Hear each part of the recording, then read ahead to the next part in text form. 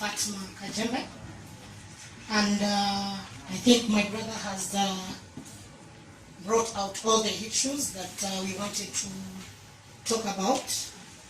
But the most important thing, I think we are now grieving and mourning the death of our parents.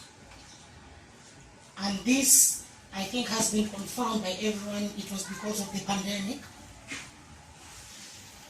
But what is coming out from the CS and Governor Sonko is really hurting us.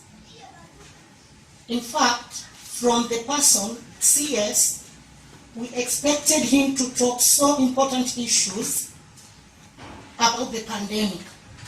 To be honest, Kenyans are not ready to listen to him talking about numbers of people affected by corona every day.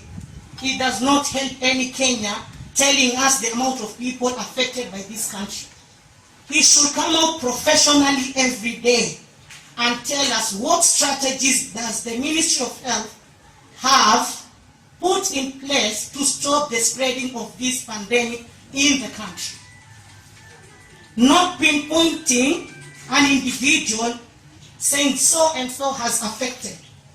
In fact, this pandemic could have been stopped day one when they allowed flights to come from international countries that have been affected by this pandemic. But the government of Kenya did not do that. So let him not go around saying my brother is the one who killed my parents. To me, it was not my brother who killed my parents. It is the pandemic that was brought in Kenya by the government.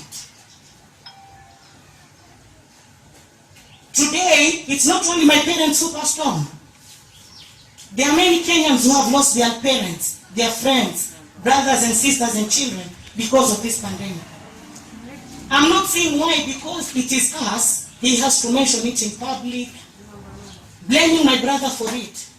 Let him take the responsibility as a minister. And he should come up clearly to tell us the strategies he has. Mutahi Kagwe should stand up professionally. He should come up and tell us. In fact, how do you even say indefinite how I got a corona? You cannot come out and say, I'm affected with corona today because I boarded a plane or a matatu or in a supermarket. So what strategy did he use to say that it is my brother who actually contacted the pandemic to my parents? We cannot tolerate such things. In fact, to me, the serious Mutahi Kagwe has failed. And he has failed Kenya. And he has failed the government of Kenya. Since we started corona, the pandemic, it was in March. We are now in August. The number is not getting any better. It's getting worse. If he is a good Kenyan, he should pack his things and go home. He should resign as the cabinet minister for health. He should leave the office to a more professional person who can deal with this pandemic and not him. Mr. Mutahi Kagwe, Kenyans are tired of listening to the numbers that you are giving every day. Tell us today, what are you putting in place to stop the spreading?